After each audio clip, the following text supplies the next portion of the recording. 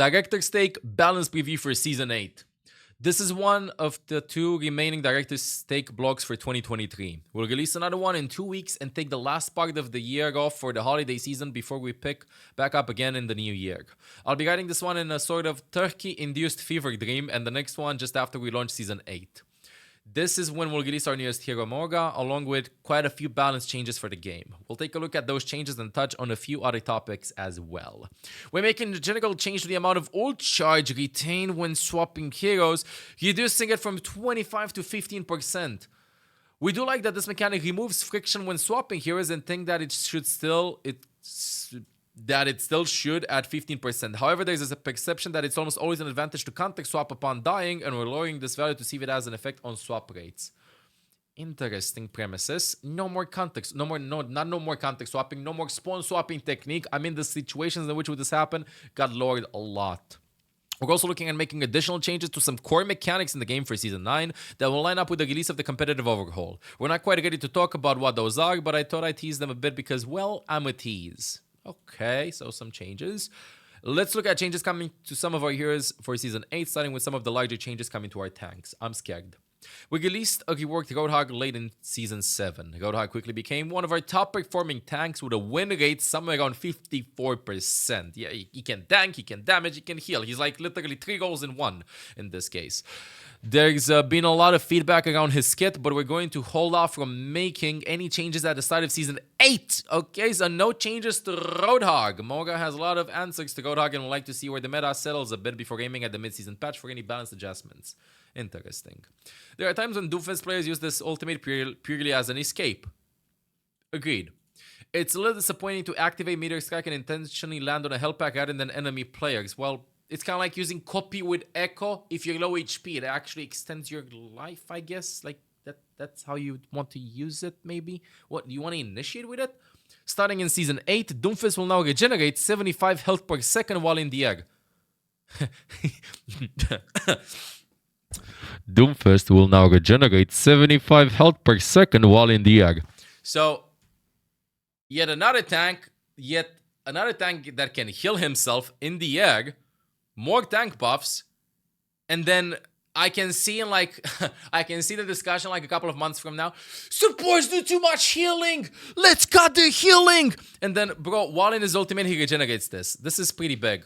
For clarification, his ultimate is 4 seconds, meaning you can restore 300 HP if you stay up the entire duration. Oh, God. Okay. We're slightly increasing the cost of the ult in order to compensate for the buff. Wow. This is a lot.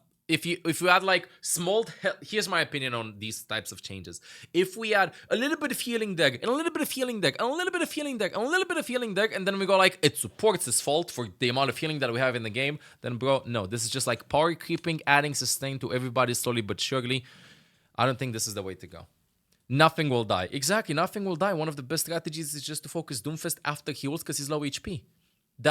This was a part of his decision making for amazing Doomfist players. Do I go in with this amount of HP and maybe get some shields? Can I survive the amount of burst damage? Do I go for the health pack? That instant thinking for like 4 seconds was a big difference between great Doomfists and other Doomfists.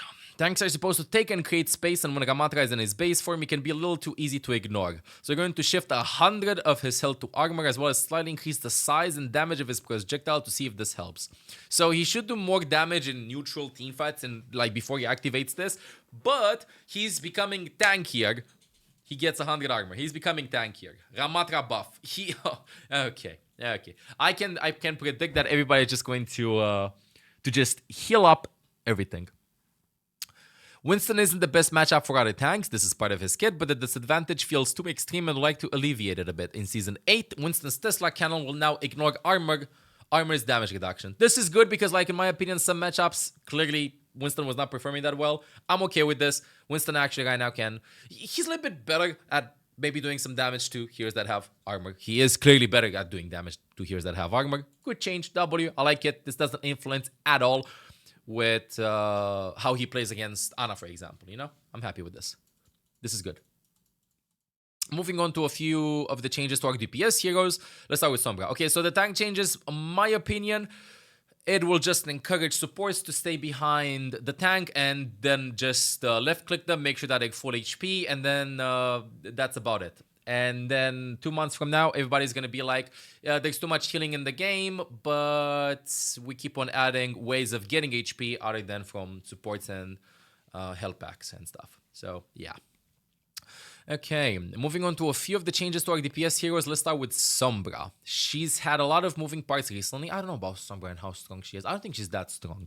And we feel like she is in a much better spot. Her win rate hovers 45 to 48 depending upon rank. However, her ultimate still isn't as satisfying as it could be. So we're going to raise the ability lockout of her EMP by 1.5 to 3 seconds and reduce the amount of damage it does from 30% to 25%.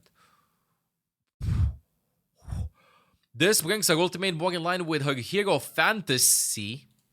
Her hero fantasy? And is much sharper in its effect. So wait, after she uses EMP, am I getting this right? You can no longer use abilities for 3 seconds. 3 seconds, am I getting this right? Ability lockout, 3 seconds, yes? Okay. I do think that our ultimate was a little bit underwhelming. I don't know if like buffing the amount of hacking, of being essentially stunned. Okay, you're not stunned because you can still move and stuff, but you can't do that much. You're hacked for 3 seconds. I don't think this is the right way to go. It's just adding extra CC to the game. It's a soft form of CC, not hard form of CC. It's not a stun. It's just a silence. I don't know about this one. But still, we haven't seen her being played that much, so I can kind of understand that. Soldier 76 has enjoyed a lot of success in Season 7. He's a really well-rounded DPS, and self-sustain from his heal can make him really difficult to deal while he's in its radius. Rather than reducing the effectiveness of the heal, we'd gotta open up larger windows of opportunity by increasing the cooldown from 15 to 18 seconds. Okay, just understandable, just to stop Soldier from flanking so hard. He can sustain himself 15 to 18 seconds. The window is actually a little bit... it will be a little bit harder to flank with him now. Not that big of a change, though. He will actually just only get it probably once per fight anyway. Does anybody remember how much damage Tracer's pulse pistols do? 5.5. I won't blame you if you don't. We've changed them a lot. If you guess 5.5, you'd be right, but not for long because we're changing them again back to 6. The previous change to 5.5 was made to offset a bug with their fall off and spread. Now that those bugs are fixed, we're moving them back to their previous state. So Tracer hasn't been played that much. Chat, from what I remember, whenever Tracer has 6 damage per shot, she's meta. Whenever she has 6 damage per shot, she's meta. So I expect a Tracer meta coming in. It might be like 0.5 Mystic Screamer. This doesn't matter that much. This matters a lot in good Tracer's hands. She's still pretty good as she is right now. It's just that the meta didn't quite favor her, but I still think that she's better than Sombra for sure is right now, or like Soldier even. Let's look at some of our support changes. Brig was the best performing support hero since the last patch, and we're seeing your feedback that she's becoming a must pick.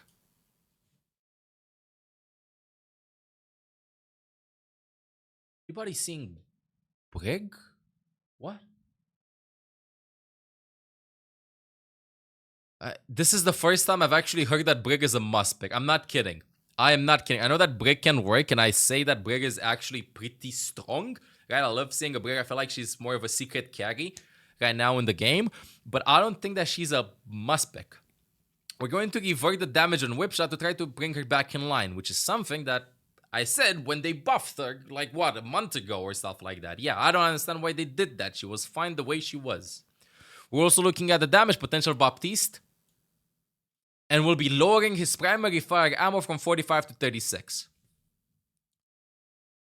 I'm okay with this too. I've been saying that Bop is strong also for the last couple of seasons. This will just encourage proper resource management.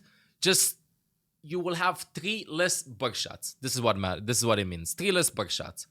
In the long term, the damage will decrease a little bit, but it's not life-changing. He should still be fine.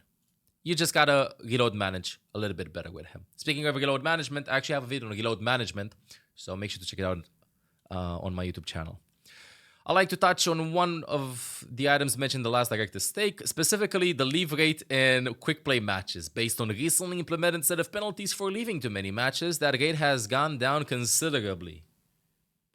There has been a bit of talk around that, specifically that some people view that mode as something they would like the freedom to leave without worrying about those penalties. Different people play quick play for different reasons. Different people play quick play for different reasons. Some people see it as the try-hard version of the game, some view it as a way to experiment with heroes, and others use it as their casual, just for fun version of the game. It's really difficult to have this part of the game be all things for all people. In the past, we've talked internally about whether we need a third main queue in the game in order to have different areas to serve people at different levels of seriousness, but I don't think that players would voluntarily move into the appropriate queue for their particular playstyle. In regard to penalties for leaving quick play matches, the reasoning behind this is that frequent leavers do have an effect on the other people in the match, degrading its quality. There are some players that literally leave over 90% of their matches. Oh. And we could no longer stick to a black and white policy because of this. The policy is still very lenient, probably too lenient, where players need to leave almost a quarter of their most recent matches to trigger a light penalty. We'll continue to look at this and tweak those policies in an attempt to promote better matchmaking, please, without the harsher restrictions of rank play. That's it for this week. Thanks for reading, and we'll see you in game. On this part, I'd be okay with like bigger restrictions and stuff. I feel like leaving in case of emergencies is obviously explainable, like, dude, you have an emergency, you gotta leave or stuff like that. But you have like some players that have the time to play, let's say, only an hour per day or like 1 or 2 games per day, and you hop in game and then you get a lever and then you go like, ugh, you're not gonna have a good time. So I would be okay with like harsher conditions, tougher punishments, I would say, for this. Overall, good blog, good update. My opinion so far on it, this is interesting. Scenarios for spawn swap technique are getting lower and lower. Roadhog, okay, understand but what I want to do. Doomfist, I don't know why they do this. Ramatra, can understand half of this, not all of it. Oh well, Winston, understand it. Sombra might be a bit too much. I think she's going to be played. Soldier, understandable. Tracer, she will be played probably. Support changes, I'm okay with them. I think Brig needed the whip shot buff. And Baptiste, better resource management. I'm always a fan of resource management and better usage of your ammo, of your abilities and stuff. So I'm okay with this nerf as well. Please let me know in the comments what do you think about this blog post.